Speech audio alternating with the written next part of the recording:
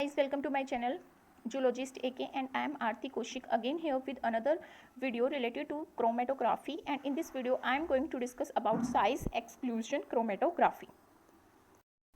Size exclusion chromatography है कि को डिस्कस कर रहे हैं। तो साइज एक्सक्लूजन से ही हम समझ सकते हैं कि जो साइज होगा एनालाइट का या फिर बोले तो पार्टिकल्स का, वो क्या करेगा, एक्सक्लूड करेगा यहाँ पे मोबाइल फेज को। तो यहाँ पे जो सेपरेशन होता है वो किसके बेस पे होता है, मोलिकुलर साइज और शेप के ऊपर होता है। मीन्स यहाँ पे जो मोलिकुलर सेपरेशन है वो मोलिकुलर साइज को यूज करके होता है, और यहाँ पे हम पोरस मटेरियल या फिर मैट्रिक्स को यूज करते हैं। अगर मैं इसके प्रिंसिपल की बात करूँ तो यहाँ पे क्या होता है, एक माइक्रो पार्टिकल्स का कॉलम होता है। जो माइक्रो पार्टिकल्स हैं वो वैसे तो मैट्रिक्स से एडहेर होंगे नहीं, तो वहाँ पे क्रॉस लिंकिंग करवाई जाती है, मतलब कि एपोपोलिमर्स फॉर्म किए जाते हैं, या तो स्टाइरिन के या फिर डाइविनाइल बेंजीन के, जो एक स्टेशनरी फेज का यहाँ पे काम करते हैं। ठीक है, और उनका जो साइज होता है, पोर साइज, उसकी लिमिट होती है। मतलब अगर हमें ये डिपेंड करता है कि हम क्या सेपरेट कर रहे हैं, और जो सेपरेट कर रहे हैं वो लार्ज साइज का है, स्मॉल साइज का है, उसके ऊपर हम डिसाइड करते हैं कि हमारा जो स्टेशनरी फेज होगी उसका पोर साइज क्या होगा। ठीक है, और फिर जो पोर साइज होता है और जो मोबाइल फेज होती हैं वो एक दूसरे के इक्विलिब्रियम में होती हैं। ठीक है, यहाँ पे क्या होता है, हम कैसे सेपरेट करते हैं साइज एक्सक्लूजन क्रोमेटोग्राफी में एनालाइट्स को। अगर लार्ज साइज के एनालाइट्स होते हैं तो वो क्या करते हैं, वो कंप्लीटली एक्सक्लूड हो जाते हैं पोर से। मतलब अगर मेरा पोर का साइज मान लो 2 mm का है और मेरा एनालाइट है 3 mm का, तो ऑब्वियसली वो वहाँ पे अडहेर नहीं करेगा और वो क्या हो जाएगा, एक्सक्लूड कर जाएगा पोर से। तो वो क्या करेगा, जो मोबाइल फेज होगी उसके साथ वो क्या हो जाएगा, इल्यूट आउट हो जाएगा। तो वो सबसे पहले इल्यूट आउट हो जाएगा जो सबसे लार्ज साइज का एनालाइट होगा, और जो स्मॉलर साइज का एनालाइट होगा वो डिस्ट्रीब्यूट होगा मोबाइल फेज में, और वो अडहेर कर जाएगा, पोर्स के अंदर बाइंडेड स्टेट में रहेगा, जिसकी वजह से वो मोबाइल फेज के थ्रू इल्यूट आउट नहीं होगा, और जो सबसे स्मॉल साइज का पार्टिकल्स होगा या फिर एनालाइट होगा वो सबसे लास्ट में इल्यूट होगा। तो इसी बेसिस पे जब हम सबसे पहला अगर हमारा जो इल्यूशन जो सोलवेंट होगा उसकी कंसनट्रेशन अलग होगी, फिर सेकेंड टाइम में जो आएगा उसकी कंसनट्रेशन अलग होगी, फिर थर्ड टाइम में जो आएगा उसकी कंसनट्रेशन अलग होगी। इसके बेस पे हम अपने डिफरेंट जो मॉलिक्यूल्स हैं उनकी कंसंट्रेशन निकालेंगे, फिर उनका मास निकालेंगे। ठीक है, तो जो मोबाइल फेज होती है यहाँ पे वो ट्रैप की जाती है इन पार्टिकल्स के साथ। ये पार्टिकल्स होते हैं एनालाइट, जिसको मैं एनालाइज करने वाली हूँ। ठीक है, ये दो फैक्टर्स पे डिपेंड करता है कि कितनी अमाउंट ऑफ मोबाइल फेज जो है वो ट्रैप की जाएगी इन एनालाइट्स के थ्रू।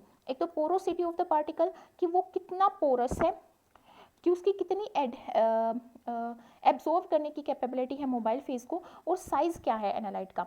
ठीक है, और उसका साइज़ ये डिपेंड करेगा कि भाई साइज़ अगर स्मॉल है तो वो मोबाइल फेज के साथ बाहर आ जाएगा, इल्यूट आउट हो जाएगा। अगर लार्ज साइज़ होगा तो वो हमारे मैट्रिक्स के अंदर ही क्या हो जाएगा, एडहेर करके रह जाएगा। नेक्स्ट अगर मैं डिस्ट्रीब्यूशन की बात करूँ, डिस्ट्रीब्यूशन किसकी, डिस्ट्रीब्यूशन ऑफ एनालाइट। एनालाइट की अगर मैं डिस्ट्रीब्यूशन की बात करूँ, एक कॉलम में, कॉलम क्या था हमारा, क्रॉस्ड लिंक्ड पॉलीमर्स से मिलकर बना हुआ था, जैसे पॉलीस्टाइरीन और पॉलीविनाइल।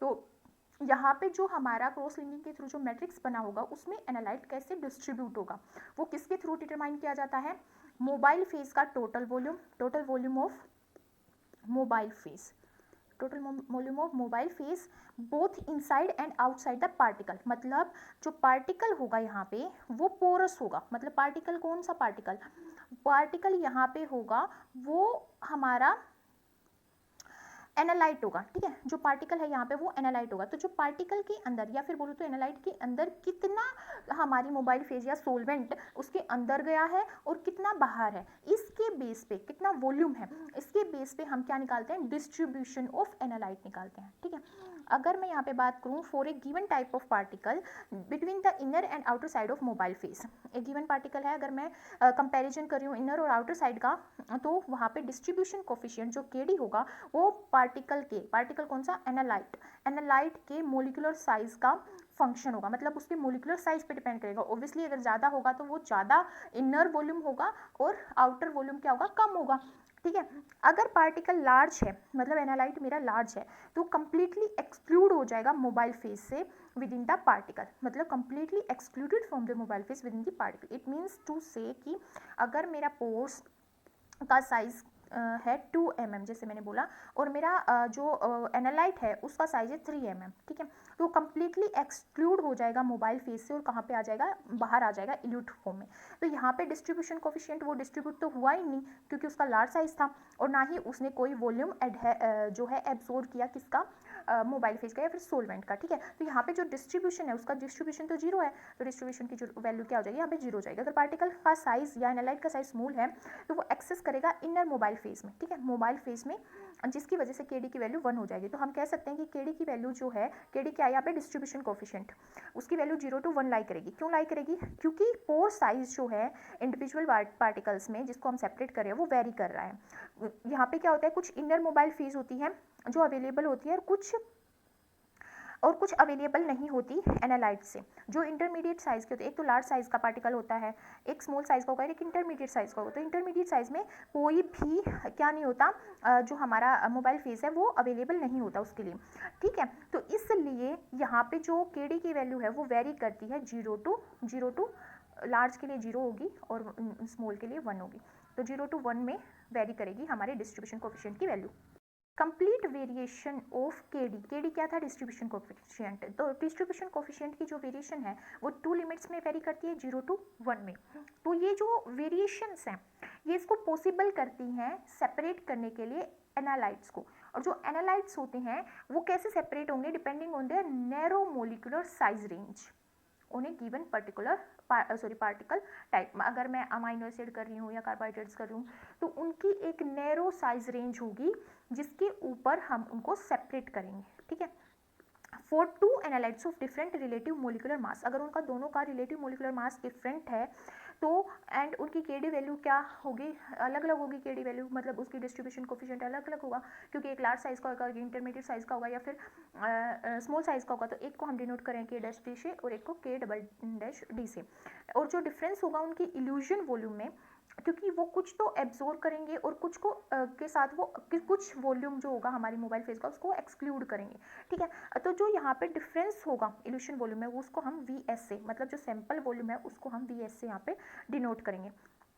तो जो वी एस है, वी एस बाई वी आई हमारा क्या है, inner volume with in the particle, मतलब एनालाइट्स के अंदर जो उस कंपाउंड के लिए अवेलेबल है उस वॉल्यूम को वी आई से डिनोट कर रहे हैं। और वी एस है जितना उसके अंदर है और बाहर है उसका डिफरेंस, पार्टिकल के अंदर जो है और बाहर जो है उसका डिफरेंस, मतलब जितना उसने एब्जॉर्ब किया और जितना उसने एक्सक्लूड किया उसका डिफरेंस होता है वी एस, सैम्पल वॉल्यूम। तो वी एस बाई वी आई जो कि इनर वॉल्यूम होता है वो किसके इक्वल होता है, difference in the distribution coefficient of 2 एनालाइट्स, ठीक है। जो रेशियो है सैंपल वॉल्यूम के बीच में और इनसाइड पार्टिकल वॉल्यूम के बीच में, ये किसको अफेक्ट करता है, सेपरेशन की शार्पनेस को अफेक्ट करता है, क्योंकि लार्ज पार्टिकल कब सेपरेट हो रहा है और स्मॉल पार्टिकल कब सेपरेट हो रहा है उसकी शार्पनेस को अफेक्ट करेगा ये वॉल्यूम का रेशियो। और डाइल्यूशन सैंपल की डिग्री को यहाँ पे ये क्या करता है, अफेक्ट करता है। डिग्री ऑफ डिसोसिएशन का मतलब है कि एक इलेक्ट्रोलाइट कितना डिसोशिएट हो रहा है, ठीक है। जैसे मेरा ए बी है तो ए पॉजिटिव और बी पॉजिटिव आयंस में वो कितना टूट रहा है उसको बोलते हैं डिग्री ऑफ डिसोसिएशन। तो अगर मैं बोलूँ तो रिलेशनशिप होती है डिसोसिएशन कोफिशिएंट जो कि हमारा के डी होता है and degree of dissociation alpha से डिनोट करते हैं। वीक इलेक्ट्रोलाइट की जो डिग्री ऑफ डिसोसिएशन होती है उनके बीच में यहाँ पे क्या होता है, रिलेशनशिप होता है। क्या होता है, K D is equal to a positive, अगर मैं यहाँ पे ए बी इलेक्ट्रोलाइट ले रही हूँ तो ए पॉजिटिव या फिर बी नेगेटिव में वो टूट जाएगा, आयंस में टूट जाएगा, A positive B negative and A B, इसे हम डिनोट करेंगे। तो यहाँ पे अगर मैं बात करूँ फिर फर्दर अपनी साइज एक्सक्लूशन क्रोमेटोग्राफी में स्टेशनरी फेज़ के बारे में, तो जो स्टेशनरी फेज़ है यहाँ पे होता है, हम मैट्रिक्स लेते हैं जैसे सिलिका, पॉलीमिथाइल क्रेलेट या पॉलीविनाइल एसीटेट या पॉलीविनाइल क्लोराइड, इनको लेते हैं और इनकी क्रॉस लिंकिंग करवाई जाती है यहाँ पे डेक्स्ट्रिन और एगरोइस के थ्रू और एक मैट्रिक्स फॉर्म कर दिया जाता है। और यहाँ पे जब हम इन मॉलिक्यूल्स को या बायोमोलिक्यूल्स को लेते हैं स्टेशनरी फेज बनाने के लिए, तो यहाँ पे जो इल्यूट होता है वो एक ऑर्गेनिक सिस्टम या एक ऑर्गेनिक सब्सटेंस लिया जाता है इल्यूट आउट करने के लिए अपने एनालाइट्स को डिपेंडिंग ऑन देयर साइज।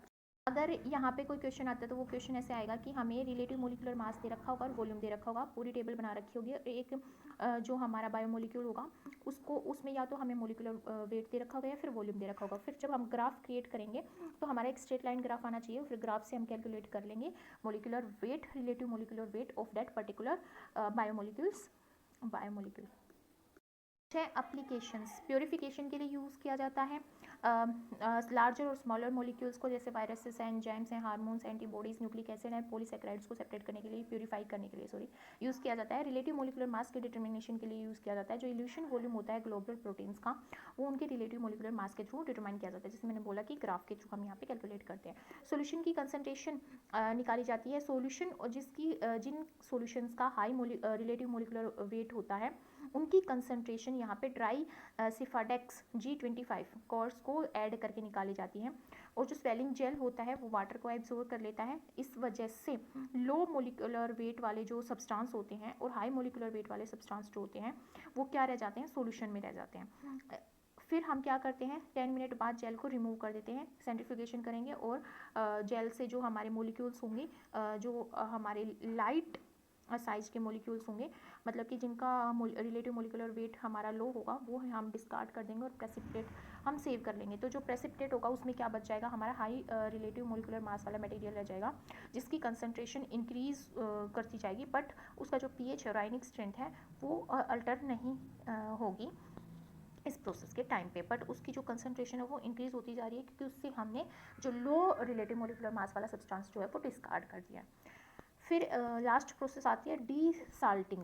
तो डी साल्टिंग ये प्रोसेस होती है, वो एक कॉलम के थ्रू हम करते हैं, एक पर्टिकुलर कॉलम यूज़ करते हैं। फॉर एग्जांपल सेफेडेक्स G25 यूज़ करते हैं और हाई रिलेटिव मोलिकुलर मास के सॉल्यूशन को यूज़ करते हैं, और जो कंपाउंड प्रेजेंट होते हैं उसमें उनको हम डी साल्ट करते हैं। डी साल्ट का मतलब ये है कि हम जो कंटामिनेशन फॉर्म में, कंटामिनेंट की फॉर्म में जो साल्ट प्रेजेंट होता है, या डिटर्जेंट, लिपिड या फिर काउट्रोपिक एजेंट्स जो प्रेजेंट होते हैं, उन सबको हम रिमूव कर देते हैं। जो हाई रिलेटिव मोलिकुलर वेट वाले जो कंपाउंड्स होते हैं वो वॉइड वॉल्यूम के साथ मूव कर जाते हैं, बट जो लो रिलेटिव मोलिकुलर वेट वाले कंपाउंड्स होते हैं वो मोबाइल फेज़ के बीच में और जो हमारी स्टेशनरी फेज़ होती है उसके बीच में क्या कर जाते हैं, डिस्ट्रीब्यूट कर जाते हैं। इसलिए वो डिस्ट्रीब्यूशन की वजह से स्लोली मूव कर जाते हैं। इसलिए जो मेथड होता है डिसाल्टिंग का, ये फास्टर होता है और ज़्यादा एफिशिएंट होता है डायलिसिस के कंपैरिजन में। इसलिए हम फिनोल्स को रिमूव करने के लिए न्यूक्लिक एसिड प्रिपरेशन से, या अमोनियम सल्फेट को रिमूव करने के लिए प्रोटीन प्रिपरेशन से, या साल्ट को इल्यूट आउट करने के लिए आयन एक्सचेंज क्रोमेटोग्राफी कॉलम से हम इस मेथड का यूज़ करते हैं।